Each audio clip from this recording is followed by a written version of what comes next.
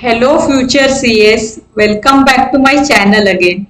In today's video we are going to talk about how to prepare indirect tax law from the IBS viewpoint for CA final. So basically this was discussed in one of the ICA webinar.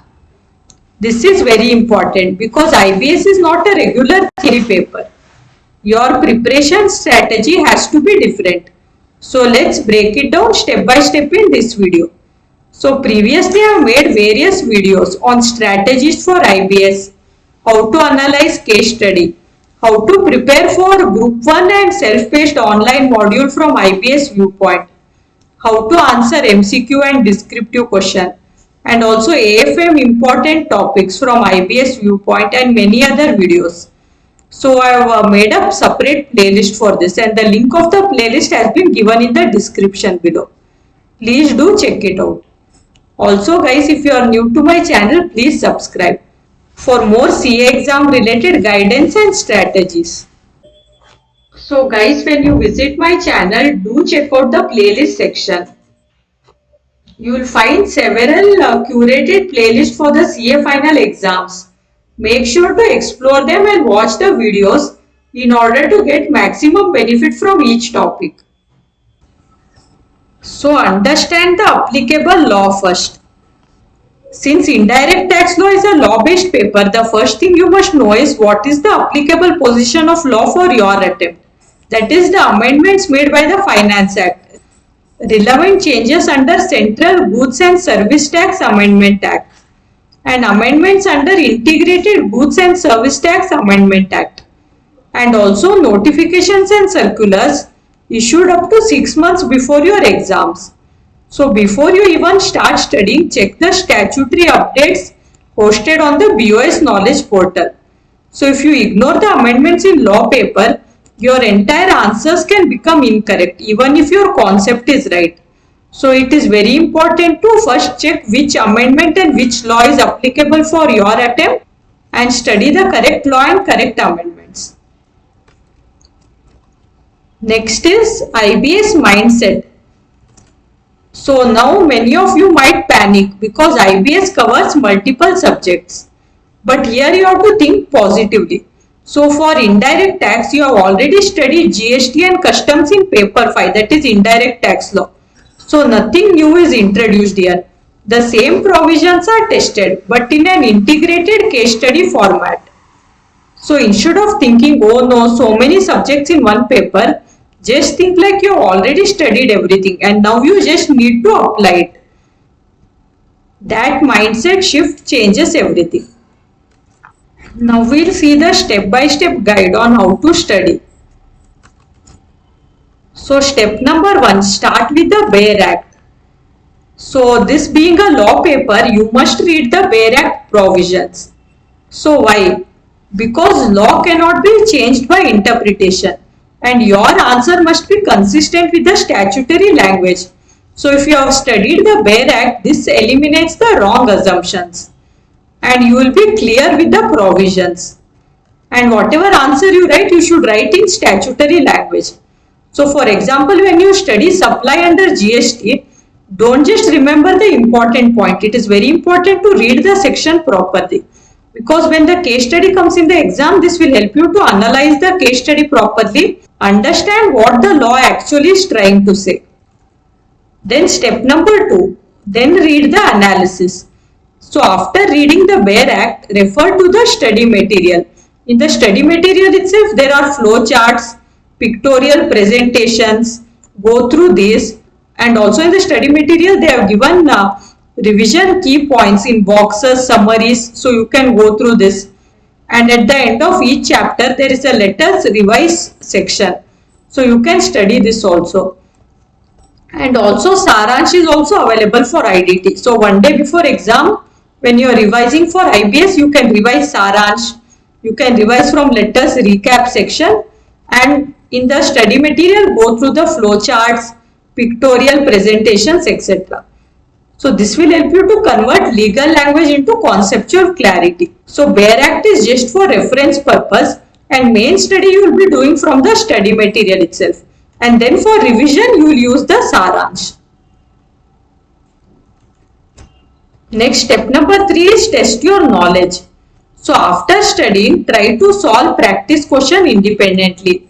Attempt mock test papers in exam conditions and check the answers that you have written with the ICA answer and see whether you are presented in the same format as ICI and check what errors you have done, whether your conceptual understanding is wrong or whether any small calculation error is there or any like section number you have written wrong, rule number you have written wrong. So actually it's not compulsory to quote the section or rule number. However, if you quote it, it will add more weightage to your answer and there are chances that you will get more marks. So when you are studying this IDT, you can make notes of different provision number and what that provision relates to, different rule numbers and what it relates to. You can make notes of that and you can revise one day before exam.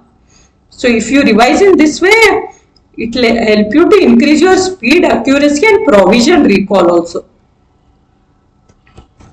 Next we will see how to prepare for the open book nature of IBS.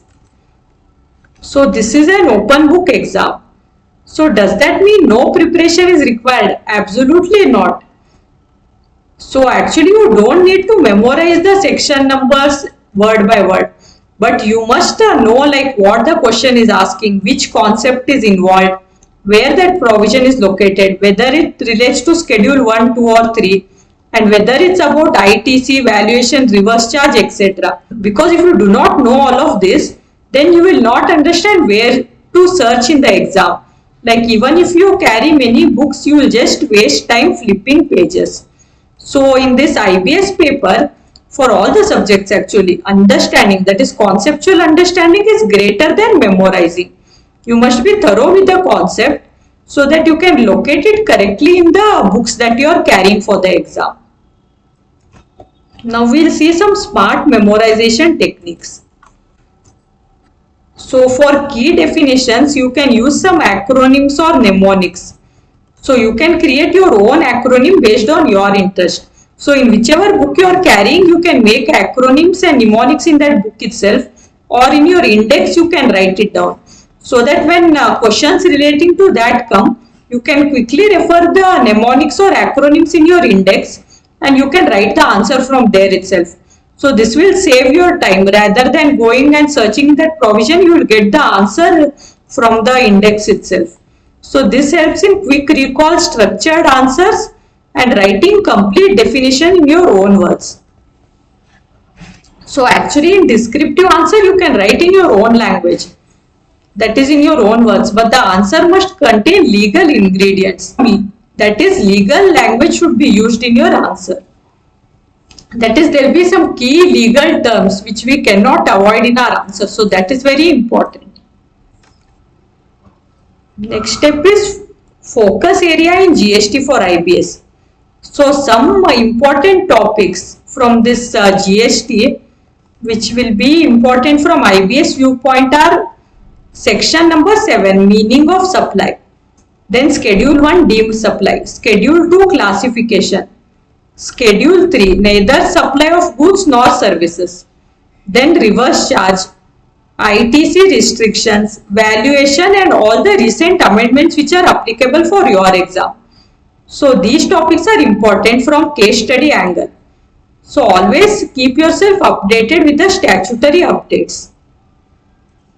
Now we will discuss as to how to understand the complex topic. So if you are studying any complex topic, how to understand it. So a 4-step approach is suggested here. So first read that topic once and then close the book and try explaining it in your own words. So you can do this either by writing it down. So you can write down in your own words or try to teach it to your friend or just teach it to yourself. So if you can explain it in simple terms, that means you have understood it properly. And also when you are studying, identify your weak areas, because some students might struggle with ITC. So you have to yourself identify your weak areas and you have to try to work on that area specifically. Now we will see the revision strategy for IBS. So on normal exams, you will revise one subject per day. But for IBS, you have to revise multiple subjects in one day. So it is better to use summary notes use shortcut recaps. As I have already mentioned in the textbook itself, they have given some notes. Let us recap sections, and there are diagrams, flow charts, and also focus on interlinking concepts. And also you can use Saransh for revision. In this way, your revision will be fast and structured also. Now we will see how to keep a positive approach. So IBS is not a burden, it's an opportunity. So actually you are not studying anything new here. You are just applying what you already know. You are applying what you know with strong conceptual clarity, proper statutory understanding, awareness of amendments, good case analysis skills. So all this will help you to score well in IBS. So in IBS, positive approach is equal to better performance. So do not get tense thinking so many subjects are there in IBS, because already you would have studied all this subject. Just the approach is different. The same subjects itself, you will have to apply it in case study. That's it. Nothing new here. So this will help you in increasing your confidence. So that was the summary on how to prepare IDT for IBS. So if this video helped you understand on how to prepare for indirect tax laws from IBS viewpoint, make sure you like the video and also share it with your friends. And also subscribe to the channel for more CA exam related content and strategy. And if you want a detailed IBS strategy video with subject wise breakdown, the playlist is given in the description below. You can watch it from there. All the best with your preparation, and I will see you all in the next video.